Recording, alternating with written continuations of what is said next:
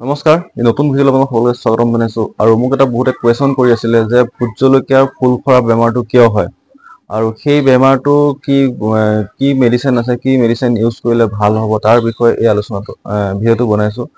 বহুতে কুৱেশ্যন কৰি সুধি আছিলে যে ভোট জলকীয়া ফুলবিলাক কিয় সৰে, মানে ৰঙা হৈ কিয় সৰি যায়, তাৰ কাৰণে মানে কি ঔষধ দিব লাগে। সেইকাৰণে বহুতে মোক কুৱেশ্যন কৰি সুধি আছিলে এই কথাটো। গতিকে আপোনালোকক এই ভিডিঅ'টোত এই বিষয়ে জনাম যে ফুলবিলাক কিয় সৰে।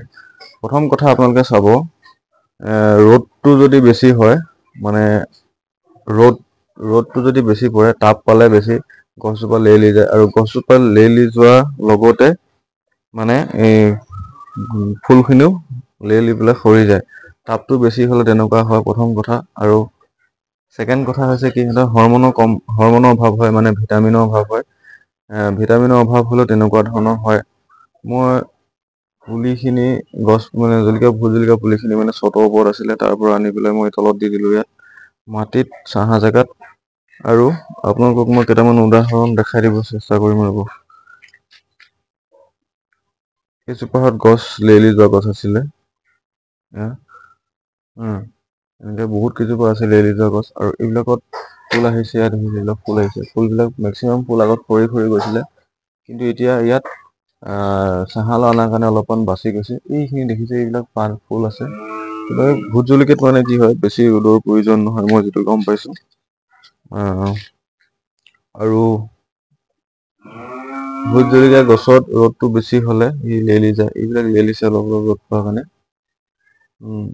তথাপিতো ছাঁহাত ৰাখিবৰ কাৰণে চেষ্টা কৰিব লাগে। কিছুমান ডাঙৰ গছত মানে কি হয়, ফুল নাই মোৰ। কিছুমান সৰু গছতে ফুল আছে। এইজোপা সৰু গছ, ফুল দেখিছে। আৰু এইবিলাক সৰু গছ, এইডালত কিমান ডাঙৰ গছ দেখিছে, এইডালত ফুল কলি নাই। তাৰমানে কিয়, ৰ'দত বেছি পৰি থাকিলে, সেইটো কাৰণে। আৰু এইজোপা সৰু গছ চাওক, এইজোপা সৰু গছত জলকীয়া লাগিছে। জলকীয়া লাগিছে, আৰু ক'ত আছে এইবিলাক জলকীয়া আছে। তেনেকে সৰু বহুত গছতে জলকীয়া লাগিছে, কিন্তু ডাঙৰ কিছুমান গছত জলকীয়া নাই। মানে ডাঙৰ গছত জলকীয়া নাই কাৰণ কি, ৰ'দটো বেছি কাৰণে হওক, বেছি পৰাৰ কাৰণে কি, তাপটো মানে হেৰি হৈ যায়, এই তাপ পোৱাৰ কাৰণে ফুলবিলাক সৰি যায়। আৰু এটা প্ৰব্লেমৰ কাৰণে হয় হৰমনৰ প্ৰব্লেম, মানে ভিটামিনৰ প্ৰব্লেমৰ কাৰণে হয়। ভিটামিন যদি গছজোপাত কমি যায়, তেতিয়া ফল কমকৈ লাগে, ফুলটো সৰি যায়। আৰু ভিটামিন আপোনালোকে এইটো ইউজ কৰিব পাৰে, চফুল বুলি। এইটো এটা ভাল ভিটামিন হয়, এইটো মই ইউজ কৰি আছোঁ। এইটো অৰ্গেনিক হয়, এইটো অৰ্গেনিক হয়। এইটো আপোনালোকে ইউজ কৰিব পাৰে। বেছি দাম নহয়, 70-80 টকা লয় মাৰ্কেটত, 70 টকা লয়।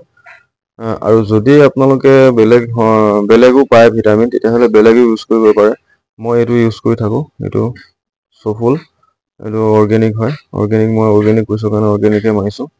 গতিকে তেনেধৰণে আপোনালোকেও যিকোনো এটা ভিটামিন মাৰিব পাৰে। তেতিয়া ধৰক এই প্ৰব্লেমটো নহয়, মানে ফুল সৰা প্ৰব্লেমটো নহয়। এইজোপা চাওক, এইজোপা জলকীয়াত ফুল নাই দেখিছে, ফুলবিলাক চব সৰি গ'ল। মই এতিয়া হৰমনটো মাৰিছোঁ, আজি 4-5 দিন হৈছে মৰা। ফুলবিলাক ৰৈছে এতিয়া অলপ এজোপাত। আৰু এজোপা মই আপোনালোকক সৰু গছ দেখাম, সেই সৰু গছডালতে ফুল আহিছে, কলি লাগিছে। এইজোপা চাওক, এইজোপা সৰু গছ, এইবিলাক লাগিছে ফুল, জলকীয়া লাগিছে। এইটো সৰু গছ এজোপা, কিন্তু ডাঙৰ গছ এজোপাত নাই লগা। তেনেকুৱা কথা আৰু, মানে আপোনালোকে যদি কোনোবাই ৰ'দত ৰাখিছে, বেছি ৰ'দ পৰা জেগাত নাৰাখিব। এতিয়া ৰ'দ তাপটো বেছি। আৰু ছেকেণ্ড কথা হৈছে, আপোনালোকে ভিটামিন এটা ইউজ কৰিব। আৰু এইকেইটা ইউজ কৰি থাকিলে আপোনালোকৰ হেৰিটো নাইকিয়া হৈ যাব, মানে ফুল সৰা বেমাৰটো নাইকিয়া হৈ যাব।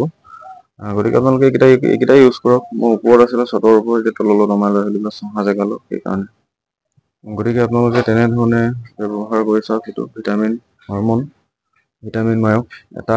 আৰু আপোনালোকে যদি বেছি ৰ'দ পৰি আছে, তেতিয়াহ'লে ছাঁহা কৰি ৰাখিবলৈ চেষ্টা কৰিব, তেতিয়া সেই প্ৰব্লেমটো নহয়। গতিকে ইমানখিনি আছিলে ভিডিঅ'টো ইমান দেখাম। যদি ভিডিঅ'টো ভাল লাগিছে, আপোনালোকে লাইক এটা কৰি দিব।